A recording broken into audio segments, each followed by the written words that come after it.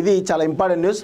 త్రిశూల వ్యూహం బార్డర్లో Rafale jets, సముద్రంలో నౌకా జలాంతర్గామి ఫోటోలు షేర్ చేసిన నావికాదళం, ఎప్పుడైనా ఎలాగైనా ఎక్కడైనా అంటూ ట్యాగ్ లైన్.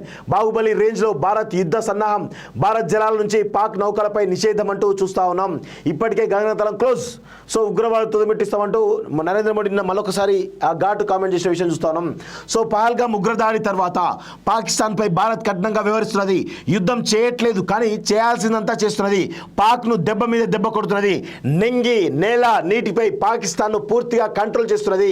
యుద్ధం కంటే యుద్ధ భయం ఎంత భయంకరంగా ఉంటుందో తెలిసి వచ్చేలా చేస్తున్నది. ఎప్పుడు జంగ్ సైరన్ మోగుతుందో అంతు చిక్కక పాకిస్తాన్ గిలగిల కొట్టుకున్నది. అదిగో యుద్ధం, ఇదిగో పీఓకేపై అటాక్ అంటూ దయాది దేశానికి ఇండియా చుక్కలు చూపిస్తున్నది. లేటెస్ట్గా పాక్పై మోడీ త్రిశూల వ్యూహాన్ని అనుసరిస్తున్నాడని తెలుస్తూ ఉంది. సో త్రిశూల వ్యూహం ఏంటి అనేది ఒక్కసారి మనం చూసేటువంటి ప్రయత్నం చేద్దాం. సో బార్డర్లో రాఫెల్ జెట్స్ రెడీగా ఉన్నాడు. యుద్ధం కంటే వ్యూహమే ముఖ్యం. ప్లాన్ ఎంత పక్కాగా ఉంటే వార్ అంత ఈజీగా ఫినిష్ చేసేయచ్చు. ఇండియన్ ఆర్మీ సరిహద్దుల వెంట రెడీగా ఉంది. సిగ్నల్ కోసం వెయిట్ చేస్తున్నది. రాఫెల్ జెట్లు బార్డర్లో చెక్కలు కొడుతున్నాయి. సో లేటెస్ట్గా రాజస్థాన్ హైవేపై ఫైటర్ జెట్లను రాత్రి వేళ ల్యాండ్ చేసి పాకిస్తాన్కు మైండ్ బ్లోయింగ్ ట్విస్ట్ ఇచ్చింది. మర్నాటి భారత్ మరో షాక్ కూడా తగిలింది. సముద్రంలో అలర్ట్ అయిపోయింది. సో ఇటు రాఫెల్ జెట్లు రెడీగా ఉన్నాయి. అదేవిధంగా next navy any time anywhere anyhow అనే క్యాప్షన్ ఇస్తూ నావికా దళం ఓ ఖతర్నాక్ ఫోటో షేర్ చేసింది. సముద్రంలో సబ్మెరైన్ యుద్ధ నౌక హెలికాప్టర్ గస్తీ కాస్తున్న ఫోటో అది. స్పార్కిన్ కేటగిరీకి చెందినటువంటి జలంతర్గామి ఐఎన్ఎస్ కోల్కతా యుద్ధ నౌక అడ్వాన్స్డ్ లైట్ హెలికాప్టర్ ధ్రువులతో కూడిన ఈ ఫోటో చూసిన వారంతా పాకిస్తాన్కు చుక్కలే అంటూ కామెంట్ చేస్తున్నారు. ఈ మూడు కదిలే మారణ హోమాలే. స్పార్కిన్ సబ్మెరైన్ శత్రుల యుద్ధ నౌకలను జలంతర్గాములు వేటాడడంలో ఎక్స్పర్ట్. టోర్పిడోలు విధ్వంసక మిసైల్స్తో విరుచుకుపడుతుంది. ఐఎన్ఎస్ కోల్కతా పవర్ఫుల్ యుద్ధ నౌక. సముద్రంలో దీన్ని ఎదుర్కోగల సత్తా పాకిస్తాన్కు లేనే లేదు. No fly zone Bharat.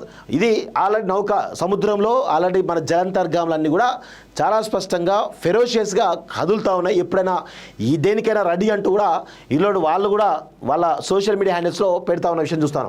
మరోవైపు భారత్ తీర జలాల్లో పాకిస్తాన్ బోట్లపై నిషేధం విధించారు. పాక్కు చెందిన ఏ బోటు కూడా భారత్ పోర్టుల్లోకి ప్రవేశించకుండా ఆదేశాలు జారీ చేశారు. ఇప్పటికే భారత్ గగనతలంలోకి పాక్ సివిల్ మిలిటరీ విమానాలు ఎంటర్ కాకుండా నిషేధించారు. దీంతో ఆ దేశ పౌర విమానాలు చైనా శ్రీలంక మీదుగా తిరిగి వెళ్తున్నాయి. పాక్ నుంచి సర్వం బంద్. అన్ని వాణిజ్యాలకు సంబంధించినటువంటి ఏది కూడా ఎగుమతులు కానీ దిగుమతులు కానీ రెండింటి కూడా కంప్లీట్గా నిషేధం విధించినట్టు తెలుస్తూ ఉంది.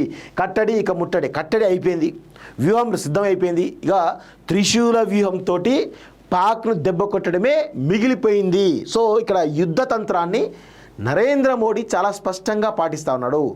యుద్ధాన్ని ఏ విధంగా చేయాలి, త్రిశూల వ్యూహంతో మొత్తానికైతే పాక్ పైన విరుచుకుపడడానికి భారత త్రివిధ దళాలు సిద్ధమైనట్టుగా తెలుస్తూ ఉంది. సో ఎప్పుడైనా యుద్ధం రావచ్చు, ఏ విధంగా ఎప్పుడు ఎలా అనే కోణంలో తెలియదు కానీ మొత్తానికైతే సర్వం సన్నద్ధమైనట్టుగా చాలా స్పష్టంగా తెలుస్తూ ఉంది. విదేశాల్లో ఉన్నత విద్యను చదువుకోవాలని అనుకుంటున్నారా? అయితే వెంటనే ఫ్లైగ్రాడ్ ఓవర్సీస్ ఎడ్యుకేషన్ కన్సల్టెన్సీని సంప్రదించండి. మీ విదేశీ కలలను సాకారం చేసుకోండి. ఫ్లైగ్రాడ్